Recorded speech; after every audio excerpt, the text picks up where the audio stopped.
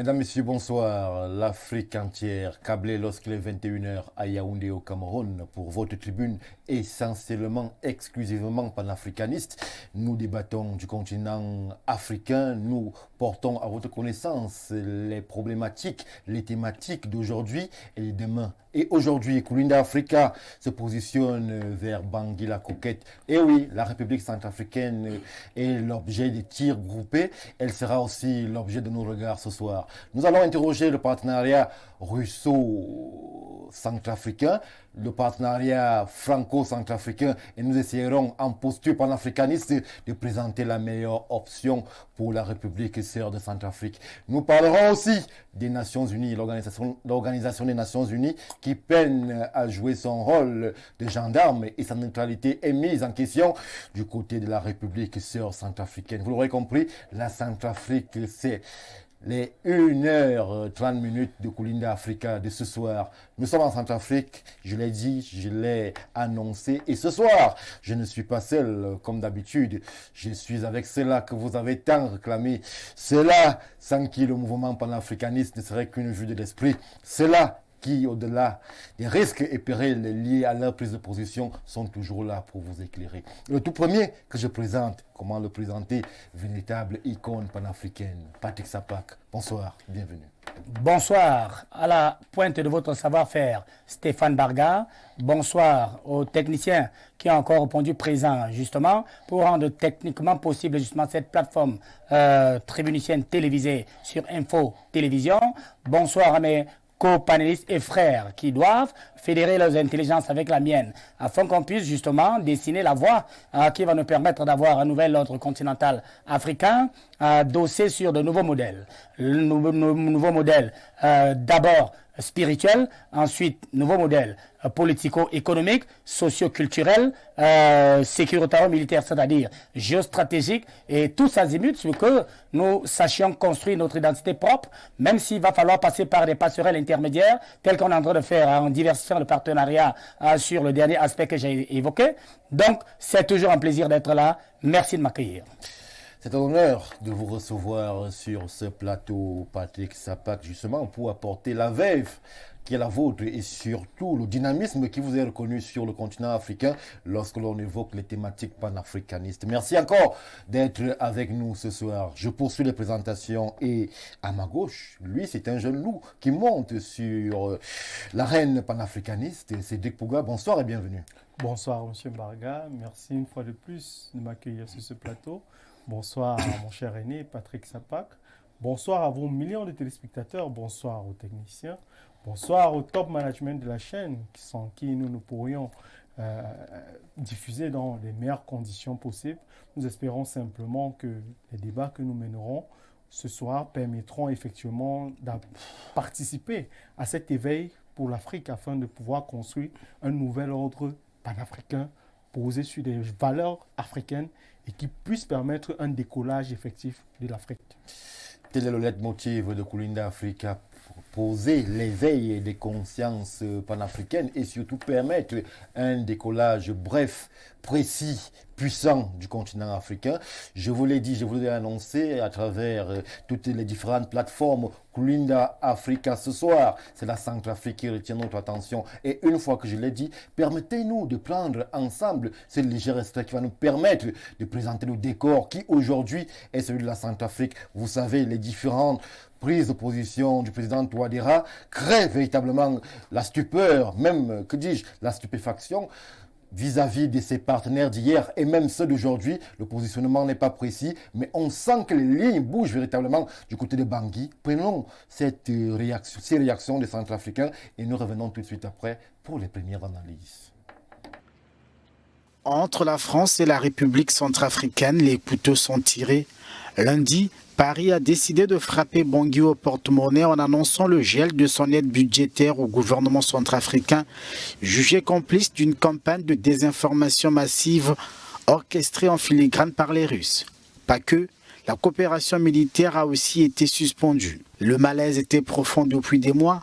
Fin avril déjà, le gouvernement français avait rappelé à Paris ses 5 coopérants militaires affectés auprès du ministère centrafricain de la Défense. Le gouvernement centrafricain tente de dédramatiser. La France nous aide énormément, surtout en matière politique et diplomatique. Dans un passé récent, la France nous a soutenus aussi au plan économique et financier dans beaucoup de domaines et dans beaucoup de cas. Donc, la France reste notre partenaire privilégié, au même titre que la Russie aujourd'hui qui nous aide à sortir des moments difficiles. Depuis décembre, des centaines de paramilitaires russes sont au chevet de Bangui, alors que le régime de Faustin Archange Touadéra était fragilisé par une rébellion soutenue par l'ex-président François Bozizé. Le rôle de Moscou en RCA ne passe plus sous silence. Il est même vanté dans Touriste, un film à la gloire de l'intervention russe dans le pays, où s'exprime désormais à ciel ouvert la rivalité franco-russe.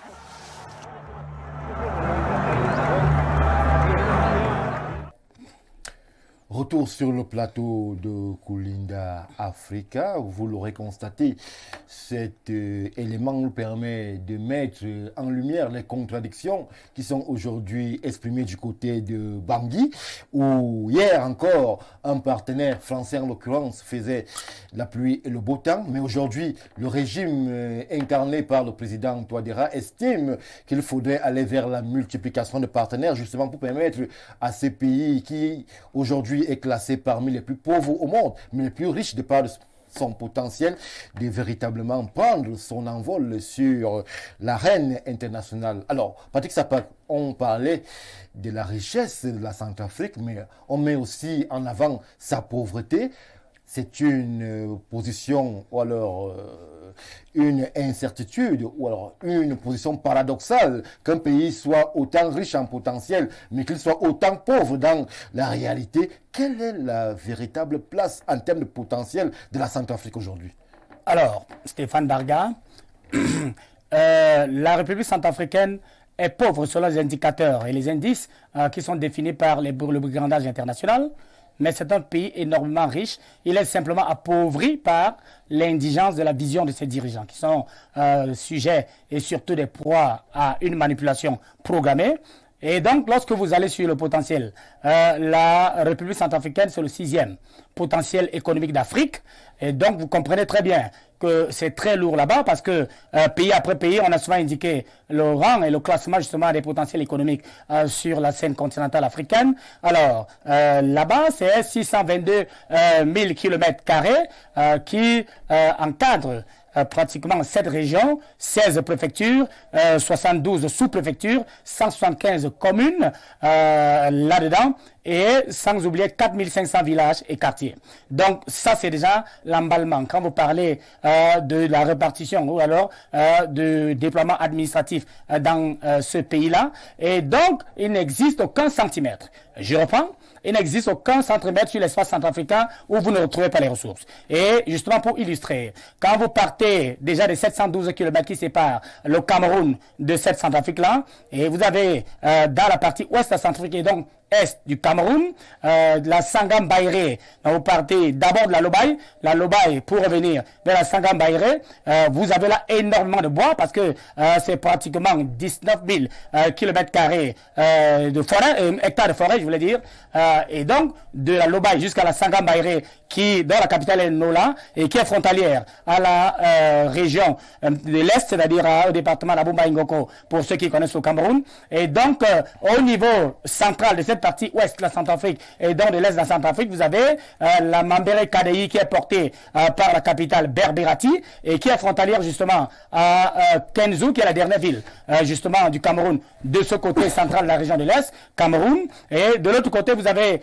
la Nana Mambere dont la capitale est Boire. Vous vous souvenez que Boire abritait la lourde deuxième base après celle de Bangui des Français sur cet espace-là, et donc là-dedans, vous avez au niveau de la Mambere KDI énormément de diamants, et au niveau de la Sangam Baïré, c'est l'or et le diamant qui continue. Maintenant, lorsque vous partez de là, vous allez sur la partie septentrionale, vous allez trouver Luam Pende et puis la Nana Gribizi, ça c'est dans le nord-ouest de la Centrafrique, et c'est là que je vous indique souvent qu'il y a ce bloc A, c'est-à-dire 55 km² de pétrole, c'est le premier site pétrolier qu'on a en Centrafrique, et j'indique critique souvent, lorsqu'on explique la démarche du Tchad sur le plan sociopolitique, qu'il y a eu une faille géologique que l'on a découverte. Ça, c'est l'entreprise américaine Conoco qui a favorisé la Centrafrique, c'est-à-dire les champs de pétrole de Doba qui sont descendus là-bas, de manière à ce que si on exploite le pétrole centrafricain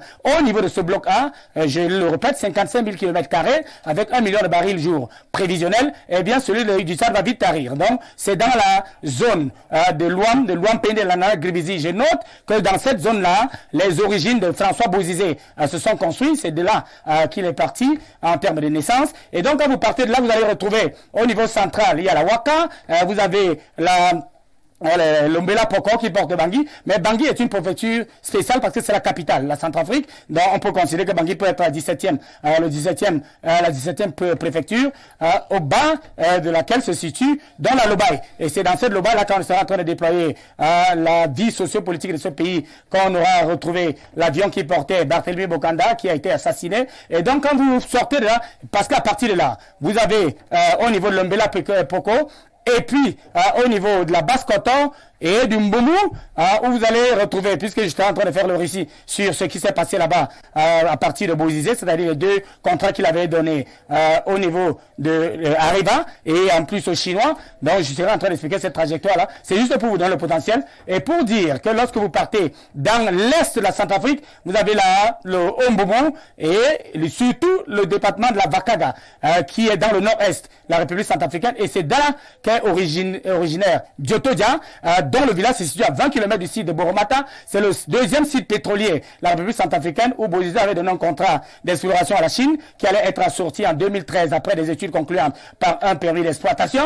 Et donc, vous voyez qu'il y a énormément d'uranium dans cette zone que je viens de citer, mais surtout que de l'autre côté, dans la frontière est avec le Darfour, où on avait ramassé les 103 enfants, prétendument qu'ils étaient des orphelins et qu'ils étaient du Darfour en termes d'origine, eh bien là-bas, c'est énormément de gaz. Donc, vous comprenez que la Centrafrique, centimètre après centimètre, c'est seulement des ressources. C'est pour ça que vous allez voir au niveau de Bangui, Poko, l'aéroport, il y a toujours des troupes onusiennes, des troupes françaises là, parce que là-bas c'est justement un scandale géologique en termes d'uranium. Donc c'est 622 000 km² qui font que si on laisse la Centrafrique seulement 5 ans seul, eh bien ce sera le nouveau Dubaï d'Afrique centrale. Donc voilà un peu la carte et le robot de la République centrafricaine qu'il faut rapidement sécuriser, et puis les orientations politiques qui sont portées là-bas par quelqu'un qui est la méthampsychose de Barthélemy Bokanda devraient être encouragées et orientées par des plateformes comme celle-ci, afin justement que les Centrafricains retrouvent justement l'existence qui est à rechercher au niveau de la République centrafricaine. Merci Patrick Sapak.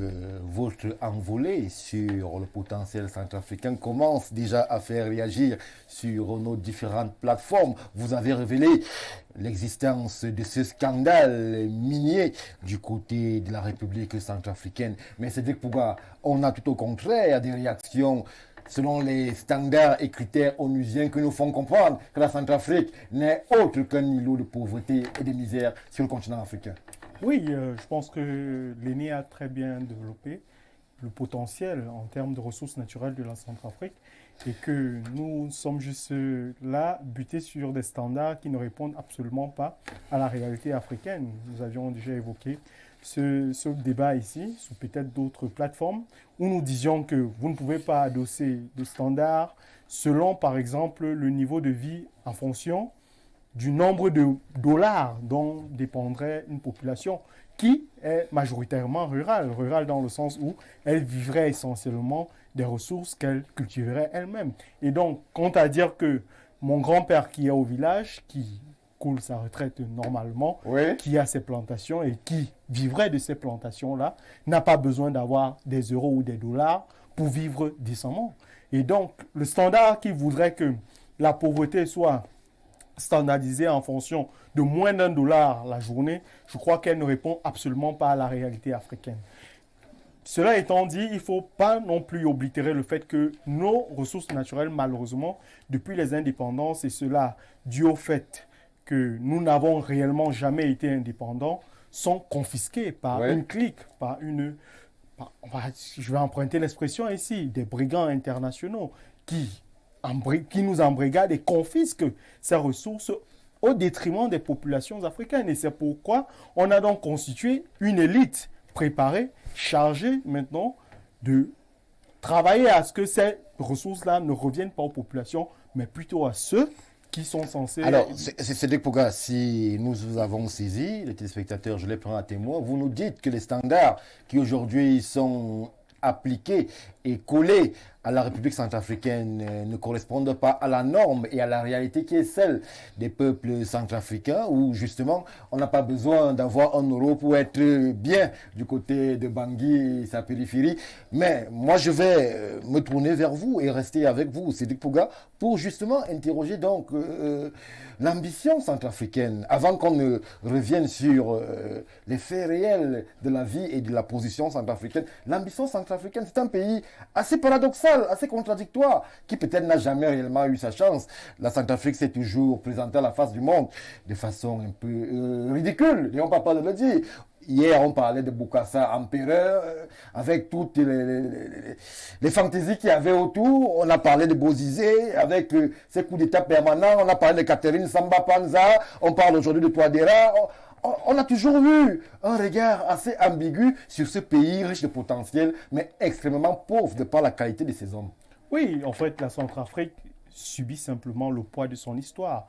Histoire qui voudrait que, malheureusement, des personnes qui ont porté réellement le projet, qui voulaient faire en sorte que l'Afrique puisse se départir de ce que nous vivons aujourd'hui, malheureusement, ont été éliminés. Nous nous souvenons encore que jusqu'à aujourd'hui, M. Jean Bédé, Barthélémy Boganda, dont l'avion a mystérieusement été abattu en 1959, avait un projet extrêmement novateur pour les États d'Afrique. Et c'est lui qui avait porté l'idée de ce que l'AOF, l'ancien AOF, soit constitué en un seul bloc afin de ne pas aller sur la scène continentale et la scène internationale de manière éparse, donc retranché autour de nos petits et micro-États. Et il a donc voulu maturer ce projet et malheureusement, au moment où cela devait aboutir, il a été mystérieusement assassiné. Ça, c'est mon avis. Et donc, la Centrafrique a malheureusement été le terrain d'expérimentation de bien nombre de choses. C'est-à-dire qu'on a imposé des dirigeants, on a importé un certain David Dacko qui est venu à un moment donné.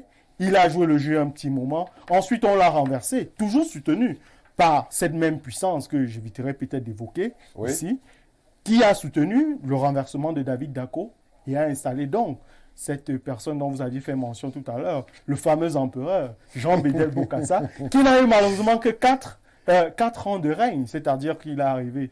Mais on se souvient de tout le faste de son sacre. Bien entendu. Avec ces diamants centrafricains exhibés à la face du monde. Bien entendu. Vous vous souvenez que M. Bokassa, ou l'empereur Bokassa, si vous voulez, était un grand ami de Giscard d'Estaing, qui était à l'époque le président de la France. Et combien, M. Giscard d'Estaing, c'est un scandale. Même en France, il y a des enquêtes qui ont été menées sur le diamant centrafricain. Effectivement, du diamant centrafricain. Et où nous avons donc vu combien ces personnes-là qui ont soutenu ces fastes dont vous dénoncez aujourd'hui ont profité amplement de la situation de la Centrafrique avant de le renverser à son tour, il faut le rappeler, parce que s'étant tourné vers d'autres partenaires, à un moment donné, on ramène M. David Dacko et pour l'anecdote, il se serait dit que David Dacko, ne sachant même pas qu'il y avait eu une opération Barracuda qui avait été montée en Centrafrique, aurait été déporté de son hôtel à Paris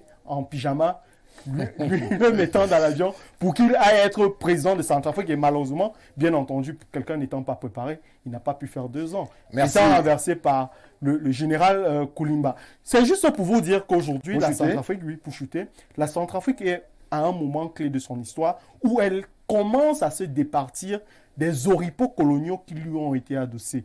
Et tant que nous ne sommes pas sortis de cette trajectoire, on parle ici de la France comme un partenaire fiable, moi je dirais que la France a été une censure pendant un certain nombre de temps. C'est pourquoi la Centrafrique, qui a un énorme potentiel, mais je rappelle que la Centrafrique c'est moins de 6 millions d'habitants. Pour un énorme territoire, vous comprendrez qu'un tel potentiel qui est inexploité par une si petite population, c'est un scandale à l'échelle continentale. Un scandale à l'échelle continentale. Mesdames, Messieurs, vous aurez compris qu'on parle de choses importantes ce soir sous Kulinda Africa. Nous parlons de la Centrafrique, un pays, Patrick Sapak le disait, qui pourrait être un Dubaï si véritablement la conscience et le réveil africain que nous prenons sur ce plateau se mettaient en branle. Il n'était pas là au départ, et il nous a finalement rejoint. Antoine Awana, panafricaniste convaincant et convaincu, nous fait l'honneur de sa présence ce soir. Bonsoir et bienvenue. Bonsoir Stéphane Barga, bonsoir à Patrick Sapak, bonsoir à Cédric Bouga, bonsoir à vos millions de téléspectateurs. Je crois que je ne manquerai pas de penser et d'envoyer un petit bonsoir à ma grand-mère qui est dans mon petit village à Zangali. Vous savez, la spécificité de mon petit village, c'est qu'il n'y a ni eau, ni électricité. Les aveugles conduisent d'autres aveugles. Mais on regarde quand même Info TV là-bas. Hein. Mais ne me demandez pas par quelle alchimie. Vous ne nous avez jamais révélé comment Info TV fait pour être regardé. Mais je ne sais pas, parce que peut-être pas la sorcellerie du village, et je crois Patrick Sapak en sait plus long que moi, mais il regarde quand même Info TV, malgré le fait qu'il n'y a ni eau, ni électricité. Je voudrais aussi saluer les populations qui sont à Ebomzout, à Ndongelang, à Ngormapoubi, à Djouniat, et surtout à Yabi. Yabi, je crois Patrick Sapak en sait quelque chose. Vous savez pourquoi je pense à ces populations? Non. Parce que les Chinois sont en train de polluer les eaux là-bas. Les populations n'ont même plus de l'eau potable pour boire. C'est très grave là-bas à Yabi. C'est le même scandale à Betaroya pour l'exploitation de l'or et du diamant. Donc, lorsque je l'ai dit, je voudrais saluer les techniciens et je voudrais vous-même, je voudrais vous adresser mon salut républicain ce soir. Merci Antoine Awana. Tout de suite, je ne vous lâche pas, je vous entraîne sur mon bateau, et mon bateau nous amène du côté de Bangui, à Bangui-la-Coquette. C'est une ville qui fait abondamment parler, parfois pas pour les bonnes raisons, mais aujourd'hui, nous allons mettre en avant ce qui est de bien en Centrafrique, et nous allons présenter la Centrafrique dans sa réalité géostratégique, géopolitique, et dans le positionnement panafricaniste qui devrait être le sien aujourd'hui. Alors nous avons un acteur principal, le président Touadéra, qui justement a estimé qu'il était temps pour sa République de prendre une option différente de celle qui a été définie et prédestinée par le colon d'hier. Antoine Awana, la Centrafrique, comment est-ce que vous, en tant que panafricaniste et africain éclairé, vous la concevez aujourd'hui? Est-ce ce pays pauvre qu'on voudrait nous présenter, ou alors ce pays fort de potentiel qu'il faudrait juste mettre en avant par un leadership éclairé? J'ai des problèmes de sémantique. C'est un pays appauvri ou c'est un pays pauvre? Alors moi j'ai vu la carte géologique de la Centrafrique à l'IRD à Paris. C'est un scandale géologique. Le sol et le sous-sol centrafricain sont immensément riches. Je dis bien riches. Vous savez, c'est pour cela qu'il y a la bataille des prédateurs là-bas. La prédation internationale est en Centrafrique. Elle ne voudrait même pas lâcher la Centrafrique d'un petit moment. Il faut donc appauvrir. C'est là-bas qu'on met en application, qu'on expérimente la théorie de Maslow, la théorie des besoins. Il faut développer cette théorie-là et puis montrer à la face du monde que les Centrafricains sont incapables, les Centrafricains ont faim, les Centrafricains ne valent rien, ils sont pauvres. Alors, en mathématiques, on nous apprenait qu'une grandeur n'est égale qu'à elle-même. La Centrafrique est pauvre par rapport à qui? Par rapport à elle-même ou par rapport à une autre puissance? Voilà des questions mathématiques très simples que je me pose.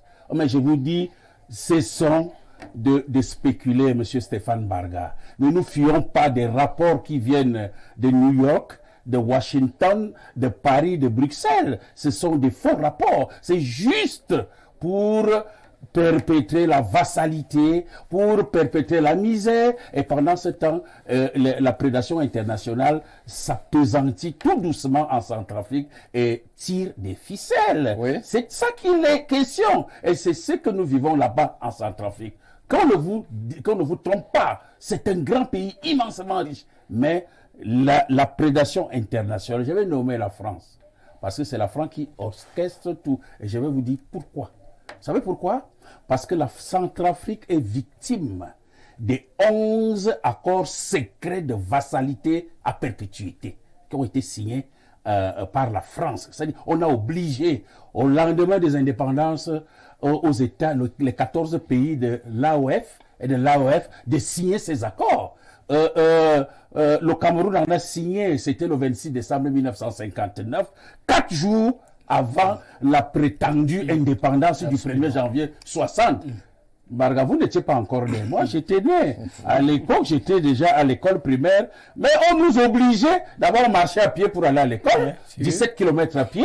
Et puis, le 1er janvier 1960, on nous obligeait à chanter « Vive Aïdjo, vive Foncha, vive la République fédérale ». Vous vous imaginez. Et l'hymne national, vous savez comment on chantait l'hymne national? Au Cameroun, berceau de nos ancêtres. Autrefois, tu vécu dans la barbarie. Ouais. Peu à peu, tu sors de ta sauvagerie. Imaginez des choses de ce genre-là.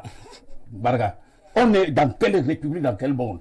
Je vais vous lire, avec votre permission, je vous lirai les 11 accords secrets. Oui. Qui maintiennent les pays les anciennes colonies françaises dans une misère totale. Vous aurez des larmes aux yeux. J'ai apporté ces accords-là. Je vais lire ça pour la gouverne de vos téléspectateurs. Parce que votre devoir, le devoir d'Info TV, c'est d'exprimer, mais nous, on a la liberté d'expression. On a l'obligation, parce que le peuple a le devoir de tout savoir, nous on a l'obligation de tout lui dire. Et nous allons lui dire. Et Kulinda Africa est là pour tout dire au peuple. Dire ce qu'on ne dit pas. Dire tout haut ce que les gens disent tout bas. C'est notre devoir, c'est notre mission, c'est notre spécificité. Merci Antoine Awana. Vous faites tressaillir d'impatience nos millions de téléspectateurs lorsque vous annoncez des révélations aussi graves et aussi choquantes sur la Centrafrique avec ces 11 accords. Oui, oui, j'ai oublié quelque chose pour ajouter de l'eau au moulin de mon petit frère Sédik Pouga. Sédik Pouga, parce qu'il a parlé du scandale des diamants avec l'ex-président Giscard d'Estaing. Il y a plus que ça. Est-ce que vous vous rendez compte que Giscard d'Estaing a couché avec la femme de Bokassa, il en a fait l'enfant. C'est un détail. Oui, c'est tout à fait normal. Nous sommes obligés de tout dire ici. Oui, oui, et que le peuple le sache. Et que les Africains doivent. C'est très important parce que je vais vous dire comment ça s'est passé. Non, c'est ridicule. Ça nous intéresse. C'est ridicule.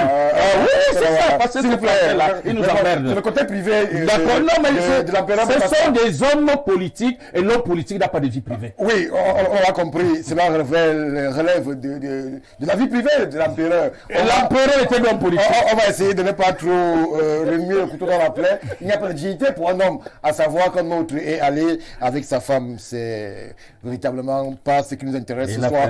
Ce qui nous intéresse, Antoine Awana, vraiment, Patrick Sapak, je vous regarde, c'est la situation aujourd'hui qui existe du côté de Bangui. Alors, les dernières informations nous font savoir que les 130 derniers militaires français ont quitté Bangui. On parlait d'une mission, Miss Lokbe, mission logistique de Bangui. Ils sont partis. Aujourd'hui, ces militaires ne partent pas avec le sourire. Ils estiment qu'ils sont plus ou moins mis à la porte par le groupe Wagner, qu'on qualifie de groupe terroriste, entre guillemets, mais un groupe militaire russe qui assure aujourd'hui la protection non pas du président Bozizé, puisque c'était déjà un acquis, mais du territoire centrafricain qui est parfois en proie à des agressions extérieures. Alors, ces Français qui s'en vont et ces Russes qui commencent à prendre position du côté de Bangui interrogent et interpellent, même au niveau de la sous-région, lorsque l'on sait qu'il y a un déploiement camerounais du côté de la Centrafrique, lorsqu'on sait qu'il y a un déploiement sous-régional du côté de la Centrafrique, quelle est la position de ces groupes russes-là et pourquoi ce départ en fracas des Français aujourd'hui, les 160 derniers qui restaient? Ils ont besoin de foutre la paix. Stéphane Barga, et j'explique, pour être plus précis dans la situation des responsabilités, Sédik Pouga a essayé déjà de planter le décor pour parler de l'histoire. Pour comprendre très bien que la République centrafricaine a été le terrain d'expérimentation, l'illustration la plus historiquement prouvée, justement, de cette anthropophagie et de ce cannibalisme politique porté par la mère patrie assassine pendant autant de décennies. Barthélemy Bokanda était le premier visionnaire, d'ailleurs le seul dans cette période du foisonnement, la création des partis nationalistes. Il s'amenait à Berberati, ce que je disais tout à l'heure, c'est-à-dire la capitale de la Mambéricadie, pour des législatives qui devaient se produire. Pendant qu'on l'attendait à Bangui, il prend son vol, il arrive dans la forêt de la Lobaye, dans le sud de Bangui, et puis l'avion a disparu. Il a disparu parce qu'il essayait de montrer le chemin de l'existence à ses compatriotes. Maintenant, il y a eu un problème. Il fallait choisir celui qui présentait la meilleure facette de vassalité vis-à-vis de la France, deux acteurs, David Dacko et Abel Ngouba.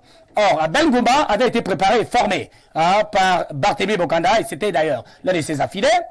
Donc, il fallait l'écarter pour prendre David Dacko, pour qu'il aille signer les accords de coopération bidons, bizarres, illégitimes et illégaux à Brazzaville, parce qu'ils sont deux à avoir été embarqués sur Brazzaville, c'est-à-dire Tombalbaye du Tchad. Tombalbaye parce qu'on pensait qu'il allait poursuivre l'œuvre de Félix Eboué, qui a embarqué le Tchad dans cette histoire de France-Afrique, en toute première position. Donc on pensait donc que Tombalbaye allait le suivre dans cette direction-là. C'est pour ça qu'il avait été choisi, pour accompagner David Dacko à Brazzaville, rejoindre l'abbé Fulbert Yulou, afin de signer les accords de coopération unique dont je parlais le 5 août 1960.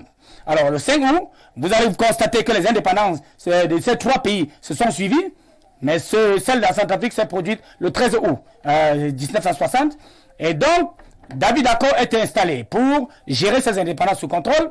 Lorsqu'il essaye en 1965 de se pencher un peu vers la Chine, eh bien on active son cousin, Jean Bédel Bokassa, pour le remplacer. Coup d'État, on le dégage. Et quand je parle de on, c'est toujours la France. Puis c'est elle qui manipule tout. Alors, David Bédel Bokassa arrive avec une main forte, gérée en cela justement par le couvert et la protection de la France. Et surtout, il y a deux accords uniques certainement que Awana va citer tout à l'heure.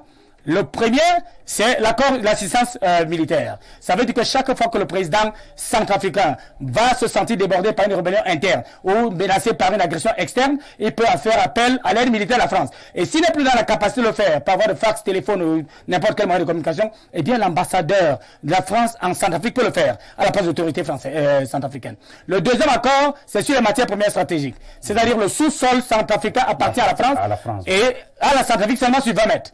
Donc juste l'espace pour enterrer la mort. Même pour creuser le puits, il y a même souvent la nécessité d'aller plus loin. Alors, tout ça, ça c'est juste deux accords pour illustrer. Donc, c'est ça que David Dacko doit encadrer. En 65, donc, lorsqu'il essaye de devenir mal élevé, on le dégage, on met son cousin, Jean Bédel Bokassa, qui reste jusqu'en 79. Alors, son péché, justement, en 1977, on a déjà aidé avec Valéry Giscard d'Estaing, dont on parlait tout à l'heure, on a déjà aidé de devenir empereur.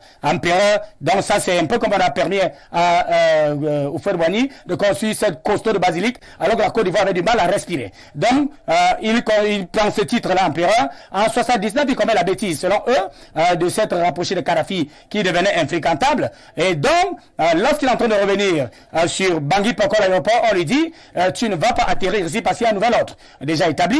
Et ce nouvel ordre a été préparé depuis N'Djamena. C'est pour ça qu'on parlait de N'Djamena la dernière fois. Sans que le président Félix Maloub ne soit au courant, il ne savait pas que cette opération se préparait là-bas. Et au niveau de N'Djamena, ça s'appelait l'opération Kablan, qui est devenu dans l'opération Barracuda pour débarquer cet ami qui est devenu mal élevé. Alors, on reprend David Dacko. Amal Sédig l'a dit, puisqu'on n'avait pas encore trouvé quelqu'un pour le remplacer, mais il fallait absolument le remplacer. Alors il vient faire une sorte de transition pour qu'on retrouve Kolimba en 1981. Alors en 81, il fait donc tout ce chemin, étant contrôlé, parce que je vous rappelez que je vous avais dit la dernière fois qu'il y a eu le problème du site de Boromata, pas le site de pétrole de Doba, au niveau de la partie nord-ouest de la Centrafrique. Et donc Hissène Habré et lui avait créé dans cette plan de gestion commune de ce pétrole-là, et bien Mitterrand s'était fâché et leur avait dit que le sous-sol centrafricain et le sous-sol tchadien appartiennent à la France. Donc, qu'ils arrêtent cette histoire-là. Et c'est pour ça que Kolimba s'est abstenu. C'est pour ça qu'il est resté jusqu'en 1992, après ce vent d'Est, première élection donc pluraliste au niveau de la Centrafrique. Patassi arrive. Mais Patassi arrive avec des consignes, mais il ne veut pas bouger. Après, on lui dit, ne tente pas de bouger. Si tu essayes, voici ce qui va t'arriver. 1996, comme il a essayé de vouloir diversifier, première mutinerie sur Bangui. On a vu la mission des Nations Unies là-bas, on appelait ça la MISAP, mission de surveillance des accords de Bangui, pour qu'ils ne bougent pas d'un seul pouce. Et il commence donc à subir les tentatives de coup d'État avec son chef d'état-major Bozizé. Déjà en 2000, ça ne va pas, mais il est aidé par les troupes de Jean-Pierre Bemba qui sortent le mouvement de libération du Congo et celle de Kadhafi. C'est pour ça qu'il échappe au premier coup d'État en 2000. En 2003, malheureusement, finalement, ce qu'on redoutait, puisque ces bandits internationaux sont très futés et très incisifs, eh bien, on a dégagé du pouvoir pour mettre dans Bozizé en place. Et il a fait ce qu'il vous expliquait la dernière fois, c'est-à-dire, on lui dit, vous allez mettre l'orthodoxie des institutions en place, vous n'allez pas vous présenter pour l'élection de 2005. Eh bien, lorsque 2005 est arrivé, on a fait donc toute la manipulation qu'on est en train de faire au niveau des Djamena avec Mahamat et Idriss Déby pour qu'il soit candidat en 2005. Et pendant ce temps, Patassé est à l'article la mort. Je note que Patassé est le deuxième chef d'État à qui on a interdit d'atterrir à Bangui en 2003. Quand il était en train de revenir, toujours où on dit qu'il allait voir Kadhafi, eh bien, il allait atterrir à Douala et il est tombé malade. Alors, en 2005, il tombe malade. Bozizé refuse de l'évacuer pour aller se faire soigner. Alors, en 2005, on était à l'article, la mort, on le met dans l'avion, il va mourir à l'hôpital général de Douala, et nous étions là, ce jour-là, pour assister justement à sa mise dans la morgue de l'hôpital général de Douala. Alors, donc, il arrive, maintenant, Bozizé commet une bêtise. Il a l'impression qu'on peut aller en enfer, trouver le diable, prendre les moyens, et revenir trouver Dieu au paradis pour créer justement la construction du paradis. En 2007, il y a un problème avec l'uranium, le site dont je parlais, dans la préfecture de Mboumou, là-bas, ça s'appelle Bakuba. Alors, on dit l'entreprise canadienne qui traitait ce truc-là, ça s'appelait quelque chose comme Uranim. Donc, ils vendent cette affaire-là à Areva, avec tout ce qu'on a dit sur Areva au Niger. Donc, ils vendent cette entreprise-là à 1,8 milliard d'euros. Donc, ce costaud prix-là revient seulement à Areva, et bien Bozizé ne voit rien. Il demande qu'on lui donne un peu, eh bien, on s'abstient, on ne veut rien lui donner, c'est pour ça qu'il ne signe pas les documents. Comme il ne signe pas les documents, Sarkozy, il y a un appel qui est appelé entre Sarkozy et lui, Bozizé, qui lui dit, faites attention, faites très attention. Ne rentre pas dans une logique de contestation parce que c'est nous qui l'avons mis au pouvoir. Nous avons encore les câbles de cette correspondance entre Sarkozy et Bozizé. Donc, on peut présenter à la place publique parce que tous les deux sont encore en vie. Alors, donc, il va creuser la chose, c'est-à-dire exacerber la situation. En 2008, cette fois-là, il donne un permis d'exploration à la Chine pour l'exploitation du deuxième bloc pétrolier qui est au niveau du site de Boromata, dans le nord-est de la Centrafrique. La préfecture, c'est la préfecture de la Bakaga. Je disais tout à l'heure à l'entente de mon propos que c'est à 20 km du village de Djotoja qui menait une diplomatie de cafard au niveau du Soudan qu'on a ramassé pour qu'ils viennent. En 2012, on active Djotoja, mais surtout, Idriss Déby a joué un très mauvais rôle dans ce chantier-là, puisqu'en 2012, il se retrouve à Paris.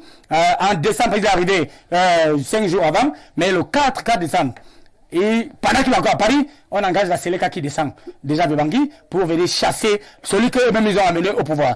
Je note que dans ce permis d'exploration donné à la Chine devait déployer une enveloppe directe pour l'aide à la construction des infrastructures de 5 milliards de dollars. Et ils avaient apporté une aide budgétaire directe de 200 millions de dollars avant qu'on engage justement ce permis d'exploitation. Alors, ceci a été bâti en Grèce puisque les États-Unis et la France n'ont pas accepté ça, ils n'ont pas digéré ça.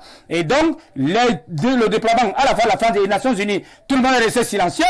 C'est pour ça que Déby a fait le deal donc avec François Hollande déjà arrivé au pouvoir pour dire, bon voilà, j'aurais besoin. On a donc tout remis à Déby parce qu'on constate que c'est un peu compliqué là-bas. Sauf que Déby n'a rien eu dans l'affaire, et quand Bozizé commence à faire tout ce que je suis en train d'indiquer, il faut le déposer. Comme on le dépose en 2013 pour ramener dans Djotoja dans l'esprit que je suis en train d'indiquer, pour porter l'instrumentalisation des irrédentismes indico-tribaux, mais surtout confessionnels, c'est-à-dire musulmans contre les chrétiens, alors que les musulmans et les chrétiens n'ont pas de problème, ils n'ont jamais eu de problème en Centrafrique, mais c'est parce que ces bandits et ces brigands internationaux voulaient les liguer pour fermer la voie à la compréhension exacte de la situation qui se passait là-bas. Eh bien, Déby est celui qui sort sans rien dans la besace, et c'est pour ça qu'en 2014, lorsqu'il décide d'enlever les troupes tchadiennes là-bas, alors ils se placent à Bangui, ils arrivent à partir du PK12, et ils ont commencé à mitrailler les populations au lieu de rentrer tranquillement au Tchad, et devant le silence assourdissant et inquiétant de la force sangariste et des Nations Unies. Et donc, vous comprenez que de ce côté-là, Déby a joué le mauvais jeu, mais maintenant, pendant qu'on y est, on met dans Samba Panza pour gérer dans Djotoja, pour gérer cette affaire-là, il vient à Bangui. Écoutez, je suis venu sauver la Centrafrique de qui et de quoi? personne ne sait. Ce qui est sûr, c'est que un jour, il a dit qu'il n'était pas Dieu. Vous croyez que je peux gérer, je suis Dieu, je ne comprends rien et tout. On l'amène dans N'Djamena. Alors, on avait préparé son arrivée pour aller le déposer là-bas. Mais ce qui est cocasse dans cette histoire, Stéphane Barga, c'est qu'une fois qu'il arrive à N'Djamena, il a d'abord nettoyé. Parce que la présidence centrafricaine est juste en face du trésor public. Et chaque fois qu'on a débarqué un chef d'État, il s'est d'abord arrêté au trésor public. Vider tout et partir. Le dernier en date, justement, c'était Djotoja. Il a pris les 200 derniers millions qui étaient dans ce trésor public-là. Il l'a donné à son aide de camp que début lui avait donné un Tchadien. Et une fois que ce monsieur s'est rendu compte qu'à N'Djamena, on de le déposer, il est sorti avec les 200 millions, Djotoja a voulu démarrer pour aller le prendre en vitesse, on lui a dit reviens ici, tu es le chef d'État, donc on ne court pas comme ça. Donc vous comprenez très bien que c'est quelqu'un qu'on a allé ramasser à la poubelle pour diriger. Je suis en train de finir, Stéphane Barga. Donc lorsqu'il termine, donc on termine de le déposer là-bas, on suscite dans Samba Panza pour venir gérer une transition afin de mettre en place un couloir normal afin qu'arrive quelque chose de sérieux. Samba Panza ne reste pas au palais, elle habite dans un quartier qui est en bas après le palais, et c'est là-bas que son petit ami signe des accords bizarres et bidons avec des hommes d'affaires que personne ne pouvait identifier. Vous parlez d'un petit ami? Bien sûr, pas son époux puisqu'elle n'était pas mariée. Alors, il a signé ça là-bas après la présidence. Quand vous arrivez à Bangui, vous allez trouver la présidence, il y a un quartier en bas qui est au confort justement de l'Ubangi, le fleuve qui sépare la Centrafrique du Congo-Kinshasa. Et donc, c'est là-bas qu'elle a signé tout ça, mais elle n'a rien fait. Justement, elle a fait donc simplement un défilé de mode qui n'a rien produit au niveau de la Centrafrique. Maintenant arrive dans 2016. Et c'est ça le clou de votre question sur laquelle je vais développer tout à l'heure. Donc, en 2016, arrive dans une élection, nous sommes à Bangui, et bien, premier tour, Anissé Georges Delogele, qui est quelqu'un qui, à travers le brigandage international, c'est-à-dire qu'il a été à la Banque Centrale Africaine, il a été au FMI, donc il connaît très bien les micmacs de ce brigandage international, il est premier au premier tour. Touadéra le suit, maintenant il faut aller au deuxième tour. Dans l'entre-deux tours, on dit à Bozizé, à Delogele, de reconduire les accords, tels que ceux que j'ai indiqués à l'entame de cette trajectoire. Eh bien, il dit non, vraiment, la Centrafrique est en proie à des déficits publics chroniques qui hypothèquent toute perspective économique. Laissez-moi un peu travailler. On dit, ah bon, ils vont donc tabler sur ce qu'ils ont appelé petit professeur de mathématiques qui ne comprend rien. On va tout faire pour renverser les résultats parati patata pour que Touadéra arrive. Alors, ce qui se passe, c'est que Touadéra est la métempsychose et la réincarnation de Barthélemy Bokanda. Et dit oui, il est désormais président, mais il leur met un petit pont. Il appelle la Russie pour venir l'aider à jeter un nouveau son de cloche sur cette situation sécuritaire militaire à travers des équipes d'instruction, des choses comme ça, la logistique, la préparation justement à la Centrafrique pour préserver l'intégrité territoriale. Et c'est ça dans le premier chantier de Touadéra sur le premier mandat. Donc, essayer de sécuriser, faire que les Centrafricains se regardent. Désormais, en face, ils vont à Khartoum le 6 février 2019 avec tous les groupes rebelles. Tout le monde s'accorde là-bas qu'il va falloir remettre tout en place. Donc, on ne va plus rentrer dans l'histoire de rébellion. Mais dès qu'on est arrivé à Bangui, eh bien, il y a eu la défection de 4 groupes rebelles qui se sont formés au niveau de Bambari. Et donc, là-bas, on commence à dire, attendez, ne faites pas comme ça et tout. On signe des sanctions sur la Centrafrique, sanctions sur le diamant. Le Badika qui a apporté pratiquement 47% à l'économie. On a suspendu tout ça. Mais les groupes rebelles utilisaient cette affaire-là, le diamant mal organisé pour financer les groupes rebelles. Et donc, quand même, malgré ça, la Russie a sécurisé la République centrafricaine, les 16 préfectures. Pour s'aventurer là-bas, c'est difficile. Ils ont donc voulu instrumentaliser notre conflit entre le Tchad et la Centrafrique en créant un incident dans le nord-ouest de la Centrafrique, la zone que j'indiquais par rapport au bloc A. Et on a fait dire à Mamad Déby et son ministre des Affaires étrangères que les Centrafricains ont fait une bavure dans l'armée centrafricaine, les FACA. Ils ont fait une bavure et que la Russie elle-même est rentrée là-dedans, toujours dans la stigmatisation de la Russie dans ce chantier justement de combat idéologique qui est entre la France, l'Occident et puis la Russie. Donc ça n'a pas marché puisque en Centrafrique, Touadéra a géré ça avec l'intelligence la plus prononcée qui soit. Et donc il a permis de sécuriser la Centrafrique. On a ramené les 400 000 déplacés internes et puis le million de déplacés externes qui se retrouvaient dans les deux Congos en bas, au Cameroun et au Tchad. Donc on a ramené tout le monde à la maison pour se projeter par rapport à l'élection de 2020 qui a permis que Touadéra arrive au pouvoir. Même si les rebelles voulaient faire encore des coups de boutoir, ça n'a pas marché. Aujourd'hui, nous sommes en train de deuxième mandat. Donc comme on est parti du chantier sécuritaire, il fallait maintenant aller dans le chantier économique. Donc c'est pour ça que Touadéra est en train de tout faire pour que ce mandat puisse apporter. On va évoquer les aspects économiques. Voilà, justement. Donc, c'est pour vous dire que dans le contenu de l'émission, permettez de... Je suis en train de répondre à votre question. Pourquoi donc ces gars doivent partir? Ils sont d'abord, une bonne vague est partie en 2016. Maintenant, la dernière vague est en train de s'évaporer. Ils doivent tous partir. Il n'y a pas que la France, mais les Nations Unies. Parce que leur mission là-bas, c'était seulement de voler et de violer. Merci. Il n'y a rien d'autre. Merci. On va revenir avec vous, Patrick Sapak. Merci pour ce feedback historique de toutes les perpétuités, ou alors les péripéties centrafricaines. Lorsque l'on évoque le leadership de ces pays très proches de la République du Cameroun, c'est Dick Pouga. Le groupe Wagner, un véritable serpent de mer, si l'on s'en tient aux commentaires occidentaux. Aujourd'hui, ce sont les 130 derniers militaires français qui s'en vont. Ils s'en vont, mais pas avec le sourire. Ils estiment que l'entité terroriste Wagner est en train de prendre possession du pays, que la Centrafrique devient un état de non-droit, et beaucoup s'interrogent. Au vu des dernières actualités, l'on parle d'un président Touadéra en difficulté avec la Cour constitutionnelle qui lui refuse l'opportunité d'une révision de la Constitution. Cette ambiance kafkaïenne, lorsqu'elle est imbriquée aux sanctions onusiennes et aux défiances internationales, est-ce que la Centrafrique ne se perdrait-elle pas en route sous le leadership éclairé de Touadéra? Absolument pas, M. Mbarga. Je pense que mon aîné l'a si brillamment dit. Vous savez, la Centrafrique est un cas d'école des expérimentations françaises. Vous savez, la Centrafrique, hormis cette période-ci, qui semble relativement stable, a connu une période stable entre 81 et 93, sous le général Kolimba. Et vous savez pourquoi? Non. Simplement parce qu'il y avait un conseiller français au chevet de M. Kolimba, le général Kolimba. C'est simplement parce qu'à ce moment-là, sinon vous verrez que la Centrafrique a été perpétuellement mise en instabilité pour permettre de l'emprisonner et pour pouvoir récupérer toutes les ressources naturelles sans pour autant rendre compte à l'État.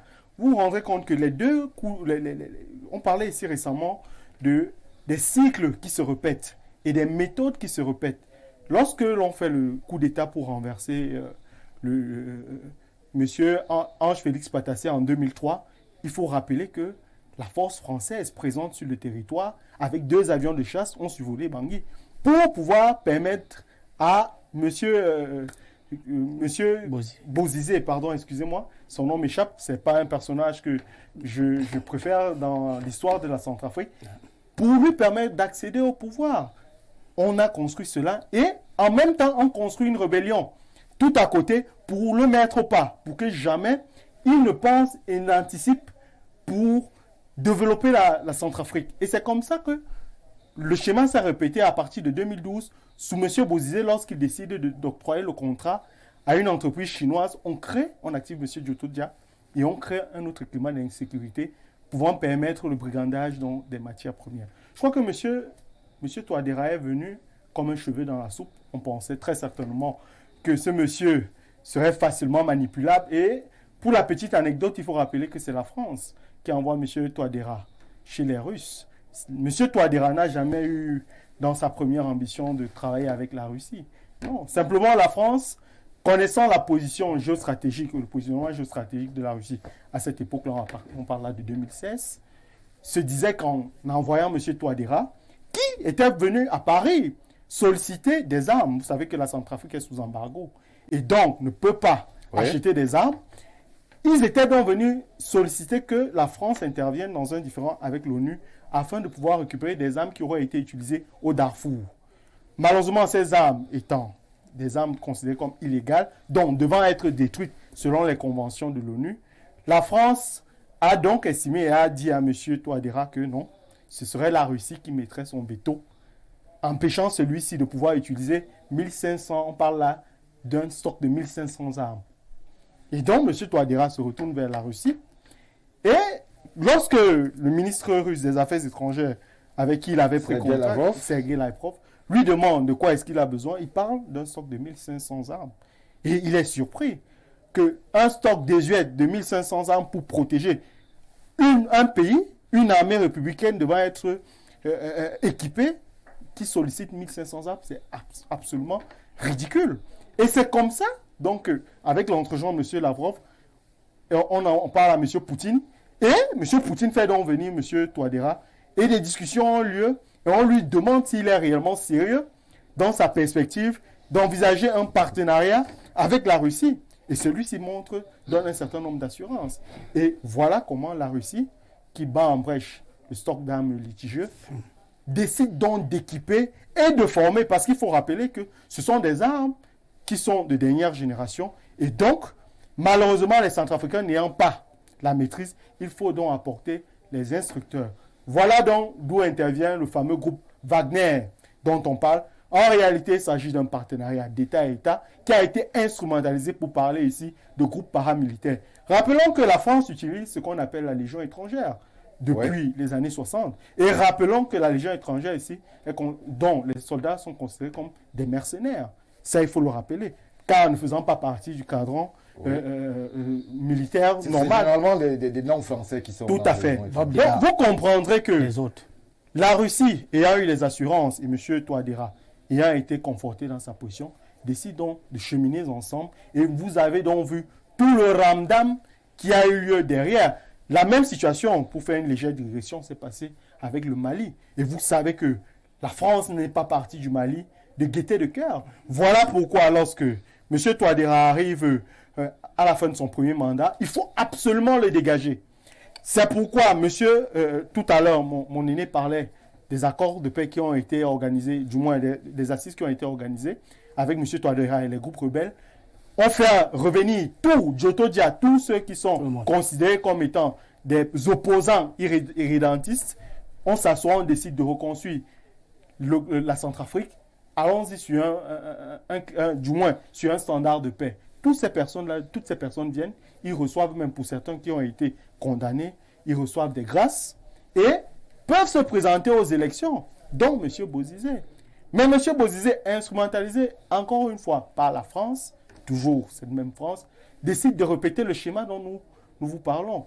On organise donc une rébellion avec 4 groupes, ils ont appelé ça la coalition des mouvements de droits des patriotes, je ne sais plus trop de quoi. Et on décide donc de renverser M. Touadéra afin que cette élection n'ait pas lieu. Puisque l'on sait que M. Touadéra étant populaire, il allait gagner ces élections. Mal leur en a pris, la Russie étant bien installée, et faisant appel aux troupes rwandaises, dont il faut rappeler aussi l'impact qu'ils ont eu lors de cette rébellion, décide donc de repousser les rebelles jusqu'à la Centrafrique. Et M. Bozizé est donc blessé durant ces opérations-là.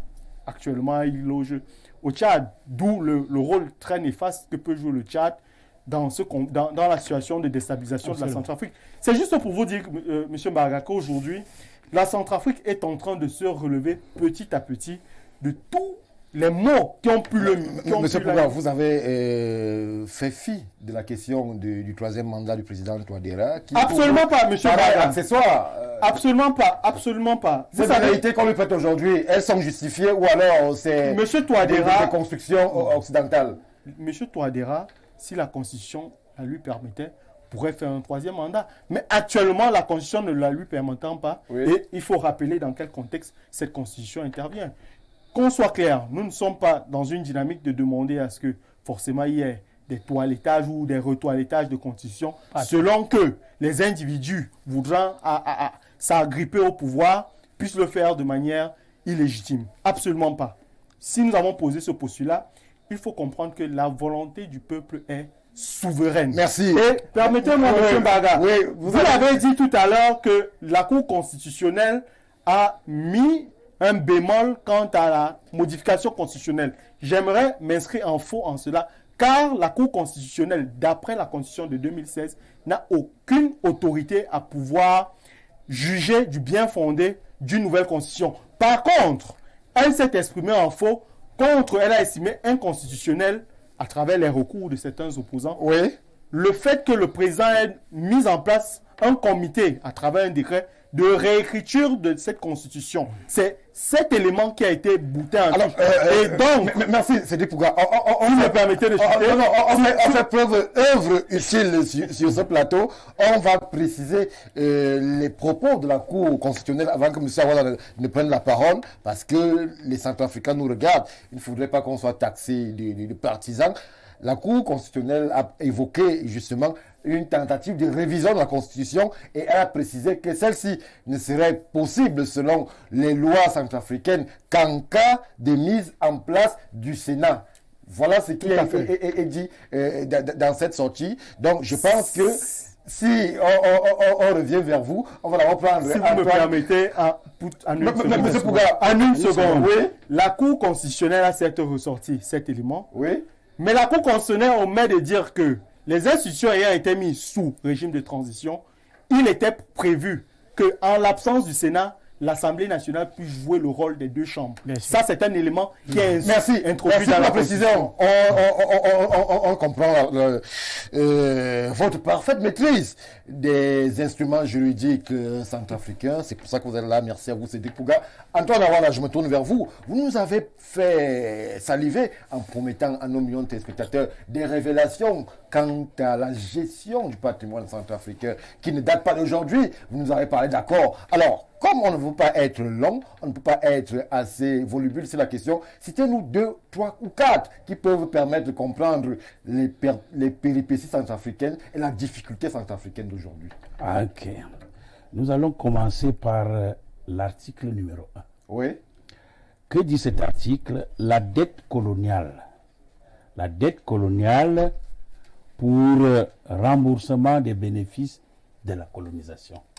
Première des choses, c'est un élément, c'est un article très indispensable.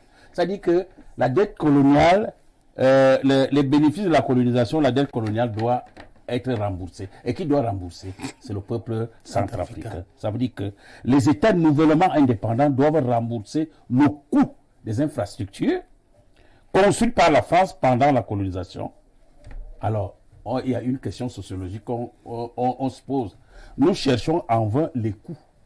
L'évaluation des bénéfices et des conditions de paiement imposées par la France. Silence radio. Ouais. Bien, le deuxième accord, c'est quoi? La confiscation. Voilà, les termes sont bien placés. Oui. La confiscation automatique des réserves financières nationales. Qu'est-ce que la Centrafrique peut faire? Qu'est-ce que les Centrafricains peuvent faire quand on confisque automatiquement des réserves financières nationales? C'est pour cela que vous voyez, dans les trésors publics centrafricains, on se retrouve avec 200 millions de francs. Je me souviens quand j'étais là-bas, j'avais reçu un mandat de 50 000. On a été incapable de me payer ça à la grande poste. Ça, je vous le dis, c'est pas pour ne rien passer, une réalité objective. C'est clair. Bien, on continue. L'autre accord qui est terrible et qui vous interpelle surtout, c'est l'accord. Voici le premier, le troisième accord. Le droit premier refuse sur toute ressource brute ou naturelle découverte dans le pays. Ça veut dire quoi? La France a le premier droit d'achat des ressources naturelles de la terre et ses ex-colonies. Ce n'est qu'après que la France ait dit « je ne suis pas intéressé » que les pays africains sont autorisés à chercher d'autres partenaires. Les matières premières stratégiques. Les matières premières stratégiques. Avec ça, comment est-ce que les Centrafricains peuvent... Parce que tout ce que vous racontez, la Constitution a dit ceci, ça c'est juste du verbiage. Ce sont des prétextes. Et quand un terme sort de son contexte, il devient prétexte. Ce sont des prétextes. Tous ces petits trucs-là, c'est pour empêcher toi des rangs. Bon, voilà. La France a ce qu'on appelle le droit exclusif de fournir des équipements militaires et former les officiers militaires des colonies. Vous voyez donc le problème entre la Centrafrique, la France et la Russie. Parce que ces accords sont là. Et les Français brandissent ça. Chaque fois qu'un chef d'État africain, l'Afrique francophone, veut lever le petit doigt pour diversifier le partenariat dans le domaine militaire, on lui dit, vous avez signé, et revoyez l'accord numéro 5. Je continue avec votre permission. L'accord numéro 6, le droit pour la France de déployer des troupes et d'intervenir militairement dans le pays pour défendre ses intérêts. Ce n'est pas les intérêts du pays, mais plutôt ses propres intérêts. Et il y a donc là les intérêts économiques, politiques, socio-culturels et les intérêts stratégiques. Voilà. Il a ce droit-là. C'est comme le droit de préemption. Je vais vous lire 2 autres accords qui sont très importants. Oui. Voilà. Vous avez l'accord numéro 7. l'obligation de faire du français la langue officielle du pays et la langue pour l'éducation. Voilà un outil qui est en train de perpétrer une pauvreté intellectuelle et une pauvreté mentale. Regardez, nous débattons ici en quelle langue? Nous sommes en français. Pourquoi on ne peut pas débattre en sango? Lisez le dernier. Voilà, ok. L'autre accord donc qui vient parachever et perpétrer la misère, c'est quoi? L'obligation d'utiliser le franc CFA, le franc des colonies françaises d'Afrique. Voilà la vraie vache à lait pour la France. Ce système est même dénoncé par l'Union européenne. L'Union européenne a dénoncé ça. Mais la France n'est pas prête à faire tomber ce système économique datant de la colonisation qui met environ 500 milliards de dollars des caisses de l'Afrique dans sa trésorerie. Or, le trésor public... Donc, je vais m'arrêter là et je vais donc faire un petit commentaire en 2-3 minutes. Voici ces accords secrets. C'est secret, hein? Ne me demandez pas comment moi j'ai eu ça.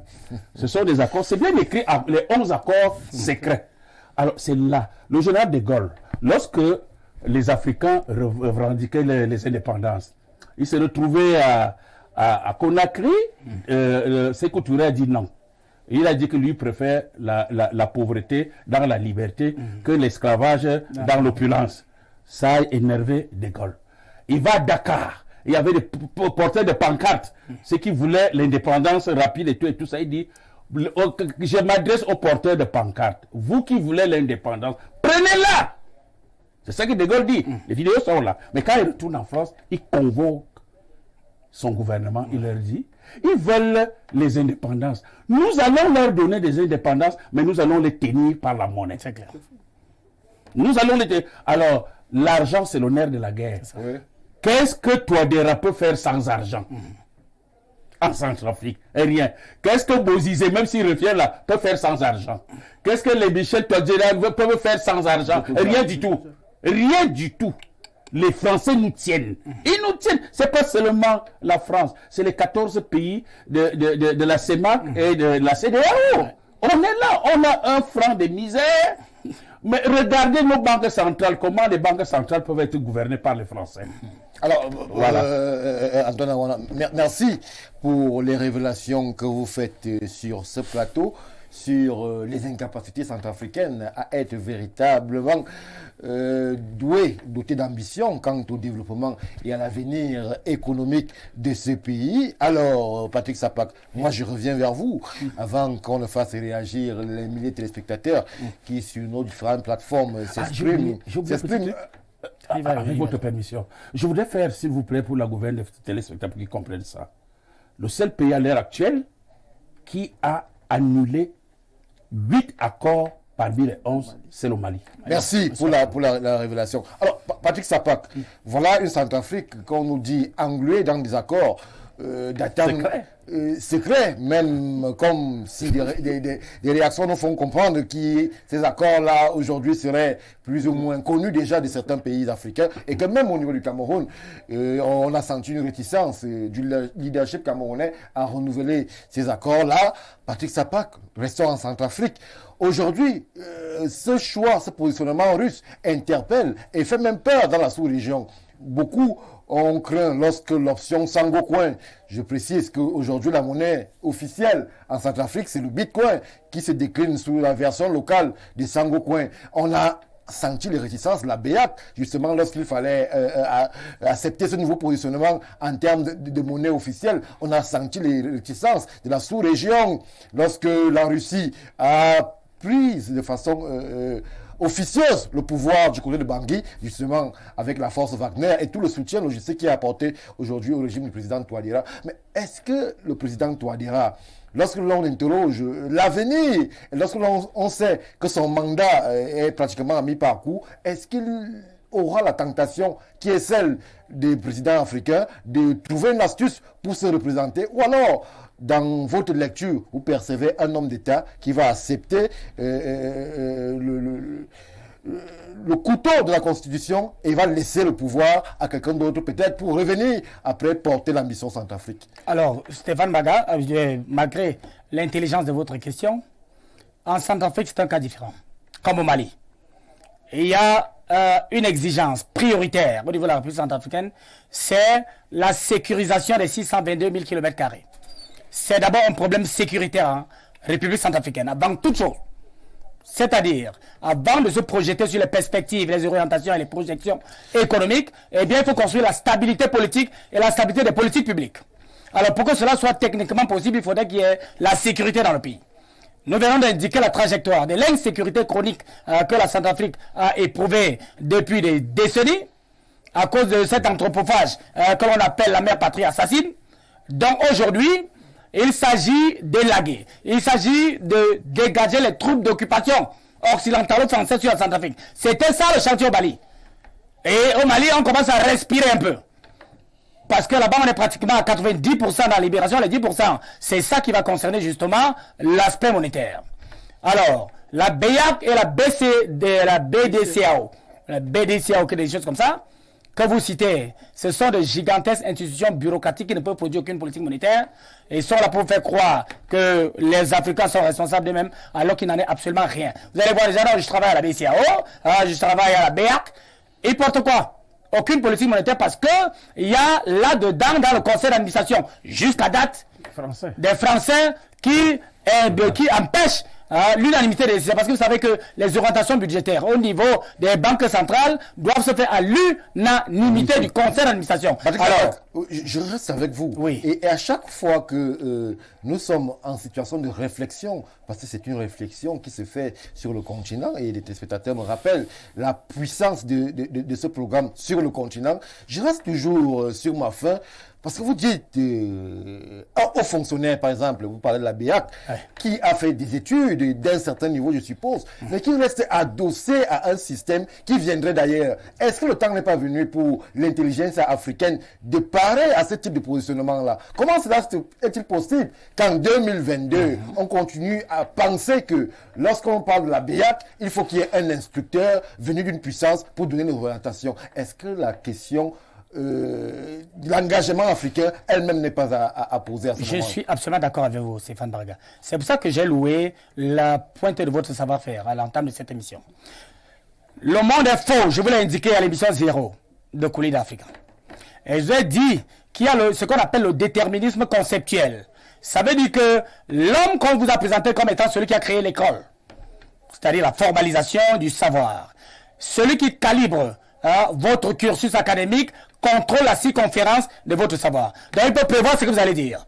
Et c'est justement ces personnes qui sont moulées dans cette bêtise-là que l'on choisit justement pour venir porter les discours inaudibles vers des personnes logiques.